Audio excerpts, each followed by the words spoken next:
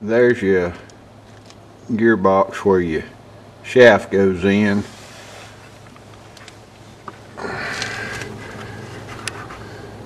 That piece right there, the metal piece, is this piece here. That's what it looks like up inside there. It's got that little snap ring that you can't get in there to move. So what you have to do is get this other end of this shaft and kind of firmly snatch back on it. And you do it several times and it'll pop that O-ring out of that hole. That's the O-ring I was talking about. If you didn't know it was there, you'll have a hard time figuring out how to get that thing off.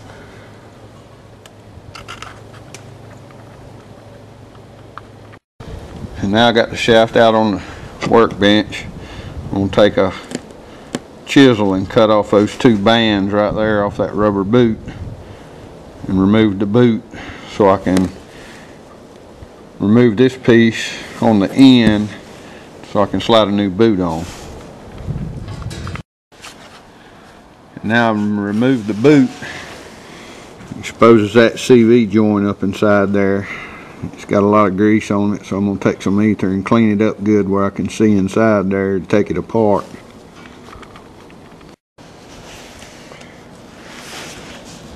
Okay, I got it all cleaned up in there.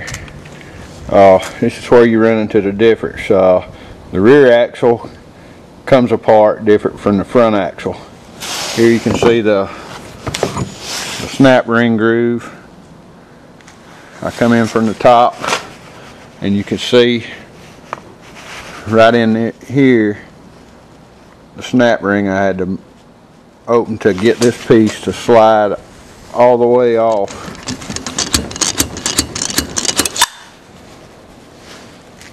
And you can see down inside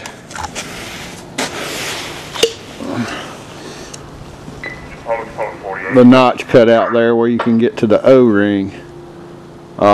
The front shaft looks completely different. The cup has a snap ring right inside the collar there. That's why you got to clean all that grease off and look real good. If you can see that little snap ring groove in the edge of that cup, then you know that that's how it's going to come apart. Look at the two cups compared to each other. See, the rim on the front cup is very narrow, which gives you access in there to that snap ring.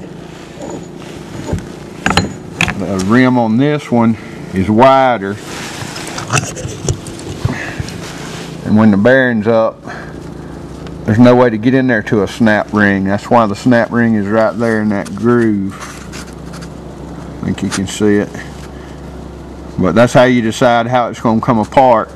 Once you get that boot off, clean all that grease out and inspect it good. It'll be one of two ways. You just look at it good and you can figure it out. And once you get your boot slid on, you take your metal strap and feed it back through itself. Pull it up fairly tight, cut off the excess. And then you have this little tool here with the slit in it. You put the slit around the end of the strap and then spin it. You want the end of the clip to turn down when you start turning the end of that bolt. You want it to point down on itself. If it rolls up, it'll pull the clip apart when you get some pressure on it. If you roll down, it pulls against itself and works a lot better. Once you get the top end of the boot secured, I start at the bottom end and roll it back on itself.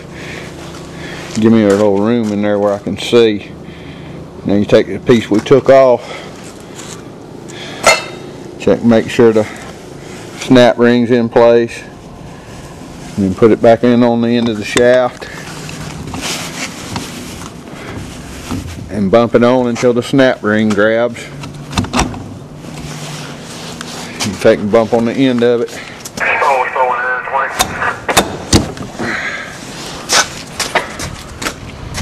Slid back up, snap ring popped in.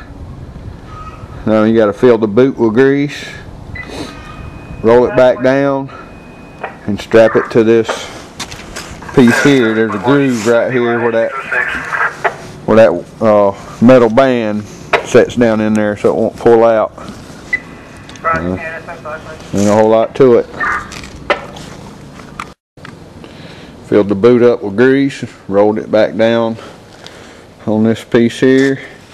I don't know if I ever showed you real good. Here's that first hidden snap ring we took out. It goes up inside the gearbox on the front end. You just pull on that shaft and it'll bump out after a few pulls.